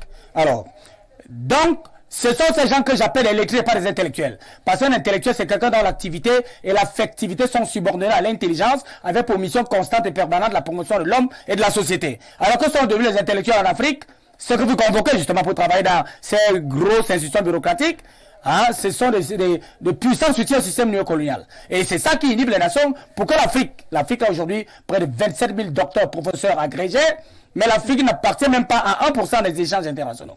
Malgré que l'Afrique est les 52%, la richesse mondiale. Vous comprenez? Donc, ce sont des discours qu'il ne faut pas prendre pour caution devant la conscience africaine. Et vous avez fait bien de projeter ce que les Africains devraient faire. Puis c'est pour ça que Koulinda existe. C'est-à-dire créer une nouvelle orientation pour le continent africain, avec de nouveaux hommes. Ceux qui ne sont pas encastrés dans ce que vous appelez l'école formelle, une fausse école comme ça qui a été définie et conceptualisée par quelqu'un qui est l'inspirateur de la rose quoi depuis la fin du 19e siècle, c'est-à-dire Charlemagne. Donc, vous comprenez très bien que tout est faux aujourd'hui. C'est pour ça qu'on vous indique, à longueur de débat, que les indépendances, et ça c'est un exemple simple et clair. Quand on vous dit que tel pays est indépendant, c'est quoi l'indépendance? L'indépendance, c'est l'auto-administration d'un peuple par lui-même en considération de ses seuls intérêts. C'est la pleine capacité, la pleine responsabilité de l'information, d'organisation, de décision, d'action, d'évaluation, de contrôle et de sanction. Ça veut dire l'absence de contrainte. Alors, quand on vous dit que le Cameroun est indépendant, mais le Cameroun tient encore la réflexion sur le carburant d'une économie qu'on appelle la monnaie, parce que je vous ai indiqué la dernière fois que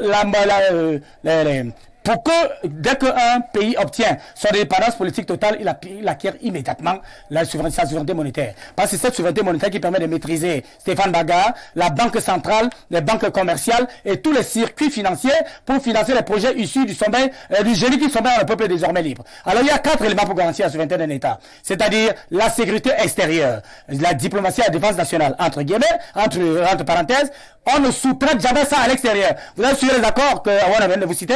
Alors, ça veut dire que tout est encore pensé, les instructeurs viennent encore de la France, et vous avez donc la police et la loi pour la sécurité intérieure. Alors je finis, la sécurité intérieure, c'est la police et la loi. Vous allez constater que la loi et les constitutions qui nous embêtent sont des propriétés de la France, parce que quelqu'un sur le droit positif français est répété comme des propriétés personnelles des chefs d'État qui peuvent manipuler comme ils veulent, parce que vous êtes encastré dans une logique des républiques. Alors, vous avez le troisième ressort, la justice, qui doit normalement jouir de toute sa compétence et de toute son autonomie sur le plan endogène avant de se soumettre aux juridictions supranationales et internationales. Pour des cas précis, vous savez comment la justice se passe dans vos pays, ce sont des états de droit par embuscade. Et maintenant, en dernier ressort, vous avez les finances publiques qui sont ramassées par la collecte des impôts et le contrôle des marchés financiers. Il n'y a aucun marché financier perçu par un seul pays d'Afrique francophone, parce que c'est la France qui tutore. Le franc CFA qui n'existe nulle part, qu'on ne connaît nulle part, puisque vous ne pouvez même pas acheter quelque chose dans un magasin en France, ni même utiliser le franc CFA qui est utilisé au niveau de l'Afrique centrale en Afrique de l'Ouest. Donc vous comprenez la perfidie. Sur ce franc CFA, on va faire une émission spéciale là-dessus pour montrer toutes les escroqueries qui ressemblent étroitement à la chaîne des grillères que les États d'Afrique francophone subissent et qui tirent toute l'Afrique vers le bas. Donc c'est de ça qu'il s'agit pour les axes de la libération, et dont les intellectuels, arrêtez de les convoquer, parce qu'ils appellent les lettrés. Ils ne sont pas des intellectuels. Je viens de vous donner la déclinaison de ce que c'est qu'un intellectuel. Donc il faut que Stéphane Baga, et c'est bien la trajectoire intelligente de vos questions, il faut une nouvelle génération, des gens qui ne sont pas encastrés dans les réseaux, qui ne appartiennent pas à la génération 60, c'est-à-dire mauvais. Je ne parle pas de l'agisme, c'est de la version pour les vieux, mais ceux qui, parce qu'il y a des jeunes qui réfléchissent comme les vieux, et donc il faut absolument faire le choix intelligent des personnes qui doivent agir pour pouvoir évacuer tout ça. Et les constitutions, on va d'abord arrêter ça, parce qu'il y a des gens, s'ils veulent rester au pouvoir 100 ans, on va les adouber. Touadéra, Assimi Goïta, Rajolina, ou bien il y a des gens comme ça, parce qu'ils ont posé des actes qui parlent en leur faveur. Donc, mais il y a d'autres comme les Ouattara et tous les autres, on ne peut pas tenter. Merci Patrick Sapak. D'imaginer sur les 100 qu'on va les adouber. Merci. On va essayer de faire réagir nos millions de téléspectateurs qui s'impatientent sur nos différentes plateformes. Alors, qu'est-ce qu'ils disent de cela? Bonsoir. Oh là là, ces accords, parlant des accords que M. Aron a déployés en Mondovision sur ce plateau, ces accords sont connus de tous, les États sous domination française. C'est pas la seule Centrafrique. Monsieur Aron ne fait aucune révélation. Oh là là, si vous voulez, je vous envoie tout ce qu'il dit alors que je suis au Burkina Faso. S'il vous plaît, lisez mon message. Ça a été fait sur ce plateau. Merci, cher monsieur, d'avoir réagi. L'Afrique centrale est tenue par le Cameroun, qui est une locomotive qui ne tire pas bien ses wagons. Pour que l'Afrique se développe, mes frères, il faut faire partie des bataillons militaires français du continent. Si c'est fait, nous, une paix et la mort. Bon, bref. Dites-nous sans embâche, un seul accord secret annulé par le Cameroun. La question, s'il vous plaît, la question se pose. Nous ne sommes pas en situation de pouvoir sur ce plateau. On ne va pas s'encastrer. C'est vous qui le dites, Patrick Sapak, sur des conjectures qui ne sont pas dans notre ressort. Laissons ceux qui sont en situation de pouvoir s'exprimer sur ces questions-là. Bonsoir aux sages du plateau, la Russie ou la France. Blanc, bonnet, bonnet blanc. Le changement viendra uniquement de nous les Africains. C'est Fernando qui nous écrit depuis la Guinée équatoriale. Fernando poursuit. Il est attentif. Le président centrafricain devrait prendre conseil auprès du président Poutine, c'est-à-dire placer au sommet de l'État un pantin le temps d'un mandat et ensuite de revenir après. On a vu l'échange de Medvedev-Poutine en Russie et bon, peut-être c'est aussi une proposition. Bonsoir, très belle émission, assez édifiante, qui nous montre comment la France veut maintenir ses anciennes colonies dans la précarité. Monsieur Aron, n'en est-il pas possible pour la Centrafrique de rompre unilatéralement ces accords coloniaux? On va y revenir, c'est une excellente question. Alors, bonsoir à tous, bonsoir à vous. Votre émission est suivie partout. Je suis Mongwe Njondo Romain et je suis au Gabon. Puis-je avoir un document qui regroupe les accords secrets de la France avec ses anciennes colonies? Monsieur Awan est revenu sur quelques-uns des aspects de ce document. On va essayer d'aller sur l'autre plateforme. N'appelez surtout pas, s'il vous plaît. Nous ne recevons pas d'appel. Votre émission Tulinda Africa sur la RCA Centrafrique est particulièrement intéressante. Est-il possible de la voir en podcast ou toute autre forme d'enregistrement? Merci d'avance. Oui, nous sommes disponibles en direct sur notre plateforme Facebook Info TV. Vous allez trouver les différents liens et il vous sera possible de revenir sur l'essentiel et la version streamée de l'émission qui se déroule actuellement en direct à partir de nos studios de Yaoundé. Nous sommes à Efoulan. Alors, Cédric Pouga, on va arrêter un moment, sinon on ne ferait que ça. Relayer les réactions de nos spectateurs qui ont besoin d'édification quant au nouveau leadership africain que nous prenons à longueur de plateau. Alors, Patrick Sapak nous fait comprendre dans la réflexion qui est la sienne qu'aujourd'hui, la priorité n'est pas le respect des contingences juridiques en termes de constitution, mais qu'il faudrait d'abord définir les aspects sécuritaires, quitte à durer ou alors s'éterniser au pouvoir, en attendant que la sécurité soit définie et véritablement rétablie dans la République centrafricaine. Vous savez, la plupart de nos pays sont à ce qu'on appelle un état d'exception. Un état d'exception, ça veut dire que vous êtes en situation de crise et qu'il faille d'abord stabiliser la situation avant de se pencher maintenant sur des perspectives beaucoup plus nobles telles que la démocratie ou bien l'alternance au pouvoir. Encore que je ne crois pas que ces schémas-là puissent être porteurs de développement. L'Afrique a aujourd'hui besoin de leadership fort, mais davantage de leadership porté essentiellement sur l'Afrique pour les intérêts des Africains. Et c'est davantage ce qui manque malheureusement à nos leaders. Un de vos téléspectateurs faisait état du fait que M. Touadéra pourrait user du même stratagème que M. Poutine. À la Medvedev. C'est-à-dire faire un échange et revenir par la suite. Sauf que la Russie et la Centrafrique, c'est deux États et deux histoires complètement différentes.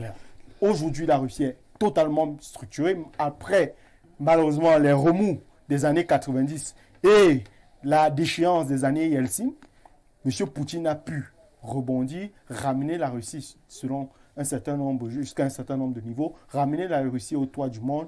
Malheureusement, les États africains ne bénéficient pas encore du fait, par exemple, des accords dont nous faisons mention ici, de leur pleine souveraineté pour jouir davantage de ces différents oripeaux. Et pour aller davantage plus loin, vous vous rendrez compte que, je prendrai un exemple, celui du Mali, où, par exemple, les militaires ont décidé, avec le soutien de la population, de sécuriser ou de stabiliser une situation qui était assez conflictuelle. Vous vous souvenez que l'opposition était dans la rue, l'État ne fonctionnait pas, les militaires sont arrivés et ils décident comme ça de faire confiance à un aîné à qui on remet le pouvoir pour pouvoir accompagner les jeunes vers une sortie de crise. Et malheureusement, cet aîné qu'on croyait être fidèle à la patrie décide comme ça de trahir la nation et va vendre le projet de restructuration militaire de l'armée malienne au niveau du colon. Vous comprendrez donc toute la difficulté que même si aujourd'hui M. Touadéra avait cette vision-là, rien ne garantirait que celui qui serait mis en place ne pourrait pas dévoyer la vision telle que perçue. Je pense davantage que, je l'ai dit dans mon précédent propos, qu'aujourd'hui l'Afrique a besoin de constitutions propres à notre environnement endogène. Et même s'il faille aller dans les aspects juridiques de la chose, parce qu'il faut le rappeler, une constitution est dynamique, même si elle est une copie pâle de ce qui se fait ailleurs, elle est dynamique. Il y a des articles qui permettent au président de la République, je dis, il est en pleine capacité, même juridique, de pouvoir aller dans une perspective de changement, tout en respectant ce qu'on a appelé chez nous les constitutions qui sont dévoyées quand on le veut, et adoubées par ceux-là qui les dénoncent aujourd'hui. Merci.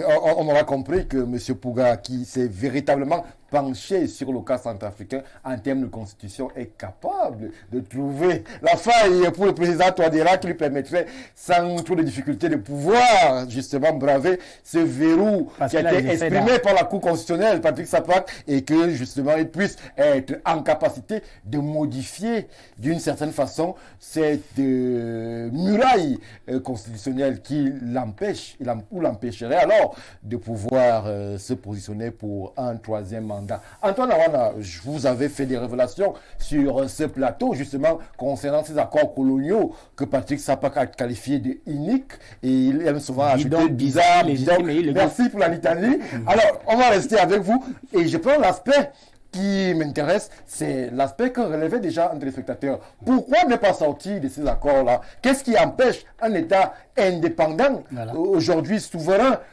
Le cas centrafricain peut servir d'exemple, mais le téléspectateur parle de la sous-région francophone, où la plupart des États sont encastrés dans ces accords coloniaux-là. Pourquoi ne pas tout simplement en sortir en diversifiant les partenariats et en multipliant les secteurs stratégiques, de quitte à être en difficulté avec le partenaire d'hier? Ah oui, je crois que votre question est très bien posée et l'inquiétude de notre téléspectateur, je crois, du Burkina Faso, c'est où là, l'inquiétude est très très bien. Mais je vais vous lui dire une chose, c'est que les Africains, les vrais, les patriotes commencent déjà à se dessaisir, à partir, à dénoncer et annuler ces accords. Oui. J'ai pris l'exemple d'Assimi Goïta. Lui, il a déjà annulé 8 de ces accords, de ces 11 accords. Oui, pour expliquer aussi à l'autre téléspectateur qui disait que, je crois qu'il était au Burkina Faso, il nous a écrit, il dit qu'il n'y a rien de secret là. Non, il a mal compris. C'est le titre des accords. C'est le titre des accords. C'est écrit accord secret. Ce n'est pas Awana qui qualifie ça d'accord secret. Je crois que mon ami, il a bien compris. L'autre a posé une question qui rejoint la vôtre, c'est que est-ce que le Cameroun peut réussir à annuler? Mais je vais lui dire, le Cameroun a déjà annulé les accords de coopération de défense. Oui. On a signé dernièrement avec la Russie. Le président Biya a envoyé le ministre Betty Assommo en Russie pour signer ces accords-là. Puisque les accords sont arrivés à terme, je crois il y a de cela 1 an ou 2 ans, au mois de décembre. Alors le président Biya a refusé de les renouveler et il a diversifié son partenariat en matière de défense et de sécurité. Ça, c'est le premier élément. Le deuxième élément, ces accords-là économiques. Monsieur Biya est en train de partir. Vous vous souvenez, lorsque Macron est arrivé ici à Yaoundé, il y a une journaliste française qui a posé cette question au président Biya. Les intérêts économiques des Français étaient de 47%. Maintenant, actuellement, ça chute à 10%. Voilà comment on sort progressivement de ces accords. Le président Touadéra a décidé de battre sa propre monnaie. Voilà. C'est une initiative louable. Je suis en train... Mais qui ne semble pas trouver un écho favorable dans la sous-région. Un président, Antoine, c'est un aspect important que vous évoquez. On n'a pas suivi un président de la sous-région approuver l'initiative du président Touadéra. On a plutôt eu le retour des institutions bancaires de la sous-région, la BEAC en l'occurrence, qui a opposé une fin de non-recevoir à cette dynamique centrafricaine. La politique monétaire est une question de souveraineté nationale. Oui. Je viens de l'expliquer. C'est une question de souveraineté nationale. Je vous avais pris un exemple banal ici. Si M. Biya décide maintenant de battre monnaie et que désormais la monnaie camerounaise va s'appeler, je crois que j'avais pris cet exemple, le Big Palais. C'est un décret. Madagascar en avait fait. Ça ne prend même pas 5 minutes. Alors, les autres, s'ils veulent encore être dans la vassalisation, c'est déplorable qu'au 21e siècle, l'ex-colonie, l'ex-puissance coloniale tiennent encore des États soi-disant indépendants au niveau de la monnaie. C'est regrettable. C'est regrettable. Et c'est regretté. Alors, l'autre chose que je vais arriver, je voudrais abonder... rapidement, Antoine Awana, oui. Rapidement. Oui.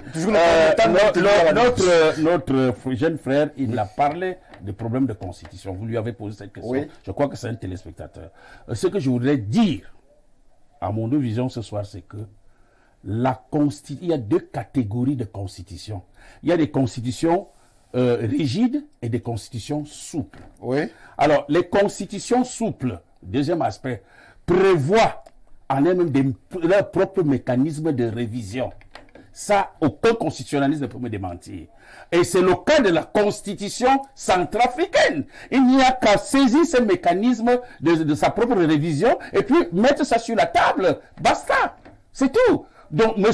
Touadéra a une mission, a un programme politique, a un projet social, a un projet économique que les Centrafricains lui accordent ce mandat, ce troisième, pour qu'il achève le travail qu'il a commencé.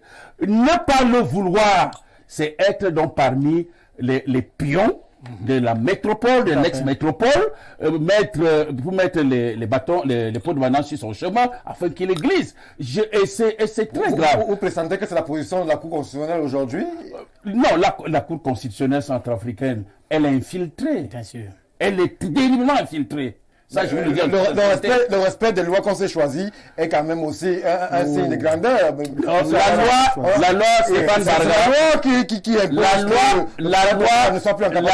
la loi est générale. La loi est impersonnelle. Et la règle de droit s'impose à tout le monde. Oui. Aujourd'hui, la loi dit que M. Touadéra n'a plus le droit à un troisième mandat. Mais il y a des exceptions. Ça, c'est le principe à la loi. Mais il y a des exceptions à cette loi-là. Oui. Les exceptions, c'est quoi? C'est que quelle est la nature de la constitution centrafricaine? C'est une constitution souple qui prévoit ses propres mécanismes de révision. Ça, c'est clair. Merci. Et puis, je voudrais chuter. Oui, rapidement. Par rapport, oui. Nos millions de téléspectateurs veulent aussi participer. Allez-y. Ok, d'accord. Alors, donc, en ce qui concerne la République centrafricaine, nos attentions sont focalisées là-bas. Oui. Et c'est un État voisin au Cameroun. Tout à fait. Entouré par le Tchad, le Soudan, le Congo démocratique, le Cameroun, et une bonne petite partie du Congo Brazzaville. Voilà, à partir de Swanké, Wesso et autres. Bien. Donc, il faut faire très attention. Ce pays est assis sur des braises en matière sécuritaire, avec l'arrivée de Wagner et le départ des Français. Alors, les Français, j'ai souvent l'habitude de dire aux gens que ces Français-là, quand leurs intérêts sont menacés quelque part, il n'y a pas de gauche française, il n'y a pas de droite française, il n'y a que des intérêts de la France. Et c'est le général de Gaulle qui le disait, que les États n'ont pas d'amis, les États n'ont que des intérêts. Nous allons le développer quand on parlera vraiment de la Russie, la France ou l'ONU, quel est le meilleur partenaire sécurisé pour la République centrafricaine. C'est élément vendredi prochain pour avancer dans la réflexion, Patrick Sapak. On va au pas de course maintenant faire réagir quelques téléspectateurs qui nous ont écrit de par le monde. Celui-ci nous parle du 241. Gabon. Bonsoir à vous, très belle émission. Votre consultant Patrick Sapak nous édifie beaucoup. Et dites-nous quand est-ce que vous parlerez du franc CFA? Très bientôt, avec l'accord de toutes les hiérarchies qui accompagnent la production de cette émission. Bonsoir, chers panélistes, très grande et bonne émission. Cependant, je pense que pour nos États, nous avons besoin des institutions fortes. Imaginons M. Touadéra absent aujourd'hui. La Centrafrique va-t-elle disparaître? C'est cette délification des hommes qui tirent l'Afrique vers le bas. S'il vous plaît, vous qui appelez du Mali, réagissez par voie de message. Vos opinions, vos réactions seront relayées sur le plateau de Colline d'Afrique. Nous ne recevons pas pour l'instant des appels en direct pour nos frères maliens qui insistent à nous avoir. Bonsoir à tous, je suis Michael Suite du Cameroun. Pour que l'Afrique et le Cameroun décollent, il faut rompre avec le système démocratique qui ne concorde pas avec la sociologie qui est la nôtre. Très bonne émission. Merci à vous, cher monsieur, d'avoir réagi. Alors, prenons cette réaction, celle-là qui nous vient justement du Cameroun. I'm very impressed by your program, very professional structure and nice presentation. Mr. Awana is an expert and sounds very knowledgeable. I like Mr. Sapak, could speak slowly so as to be understood much clearly. Okay. Leon Amala Brooks. Thank you, sir, for your participation to this program. On va avancer. Bonsoir à vous. Votre émission est édifiante. Prenons les réactions qui nous parviennent de par le monde. Monsieur Touadéra n'est pas la marque déposée de la RCA. Nous sommes tous d'accord qu'il a redonné à son pays sa notoriété, mais il a certainement d'autres Touadéra à Bangui et partout dans ces pays. Merci à vous, Yves Nonga, d'avoir réagi. ces accords avec la France et ces attitudes de pays ne sont-ils pas une forme de violation des droits de l'homme ou même un crime contre l'humanité? Ne peut-on donc pas traire la France devant les instances juridiques internationales? C'est une question qui se pose. Ouais. On va y réagir. Prenons cette autre réaction. Oui, voilà, bonsoir, c'est le téléspectateur du Burkina Faso qui revient. Monsieur Awono, je vous parle des accords secrets. Nous avons certains éléments que vous n'avez pas. Nous, peuple d'Afrique, est vrai, avons compris d'accompagner le Mali, la Guinée, mais vous restez et gardez vos accords secrets. Mais nous sommes déjà en action. Sapak, rejoins-nous. Bonne soirée. Paul, depuis Ouagadougou. Alors, Patrick Sapak ne peut pas vous rejoindre. Il est dans le combat au niveau d'Info TV. Il ne peut pas être partout à la fois. Alors, on va essayer de poursuivre la réflexion, Patrick Sapak. Vous êtes peut-être... Les téléspectateurs semblent le dire, le penseur ou alors l'idéologue de cette nouvelle vague panafricaniste qui voulait s'inscrire dans l'action concrète, dans les propositions réalistes, dans un discours différent de celui qui a longtemps été déployé sur les capitales africaines. Qu'est-ce que vous proposeriez au président Touadéra? Puisque on a fait un constat, on a fait un diagnostic. Aujourd'hui, on peut commencer à esquisser quelques solutions avant qu'on ne prenne d'autres relais dès vendredi. Qu'est-ce que vous lui proposerez au président Touadéra à l'heure actuelle? Deux choses. Il a commencé la première. Je précise bien à l'Afrique qu'il y a un cadre juridique qui a balisé le chemin.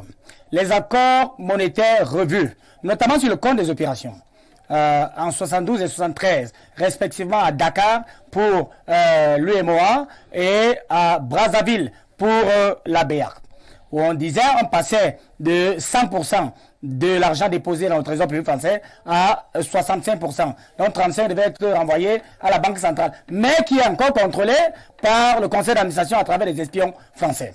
Seulement, il y a un article 17 dans ces deux accords qui précise, donne l'ouverture. Pour dire, chaque fois qu'un chef d'État va se sentir délaissé par cet accord, il peut le dénoncer, mettre en place des passerelles intermédiaires avant de se orienter vers la production de sa propre monnaie. C'est donc la démarche que Touadéra a prise en mettant justement la passerelle intermédiaire pour finalement se retrouver à produire la monnaie endogène. Pour qu'il le fasse, il faut qu'on mette le chantier économique en place, qu'on mette en surface les ressources centrafricaines et là, dans un partenariat courageux, la diversification telle qu'il a commencé sur le plan sécuritaire militaire et sur le plan économique également, parce que j'ai dit qu'on va passer du chantier militaire, sécuritaire, vers le chantier économique. Ça, c'est la première des choses. La deuxième des choses également, c'est donc sortir de ces paradigmes sur le plan juridique et légal qui nous ont produit le droit positif français pour calquer, pour construire nos lois fondamentales avec ces constitutions qui sont la propriété de la France et dont les propriétés par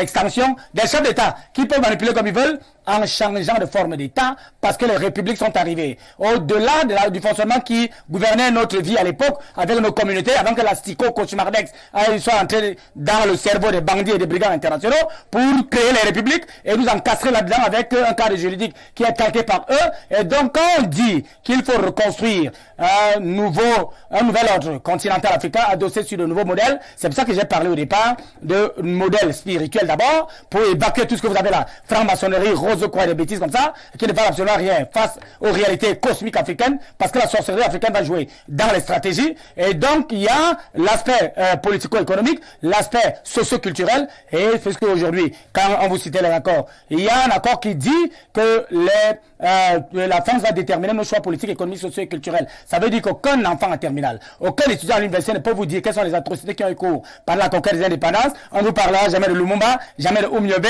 jamais de Félix Moumié, jamais de Patin. On va vous parler de Leclerc, de Gaulle et tout ça. Des gens comme ça dont les noms sont cauchemardex dans le subconscient des Africains. Donc il faut rechanger tout ça et Touadéra est donc sur la trajectoire. Donc il faut d'abord utiliser cette passerelle intermédiaire, diversifier le partenariat sur le plan économique pour que le carburant de l'économie qu'on appelle la monnaie soit porté pour justement mettre en surface toutes les ressources dont j'ai indiqué le potentiel au départ de l'émission, et ça permettra à la Centrafrique de commencer à respirer, et maintenant au sortir justement, changer la forme de l'État, parce que ça, c'est pas un problème, c'est un problème propre des Centrafricains et des Africains. C'est pas une affaire de la CEMAC, c'est pas une affaire de l'Union africaine, ce sont des institutions qui nous ont montré leurs limites, Donc, il faut maintenant changer de paradigme avec de nouveaux instruments, mais surtout avec des hommes courageux. Je précise que le courage, ce n'est pas l'absence de peur.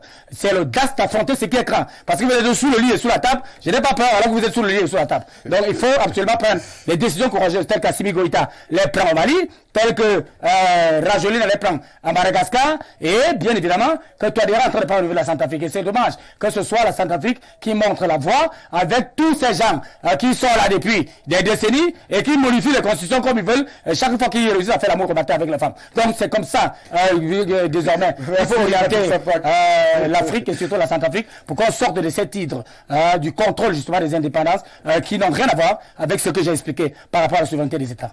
Merci Patrick Sapak. C'est vrai que votre nom revient de par le monde. Patrick Sapak. Qu'est-ce que Patrick Sapak a fait cette fois-ci? Alors Sapak, je le connais et autres. Voilà pourquoi je t'avais parlé de la RCA, de voir les opportunités pour une structure là-bas.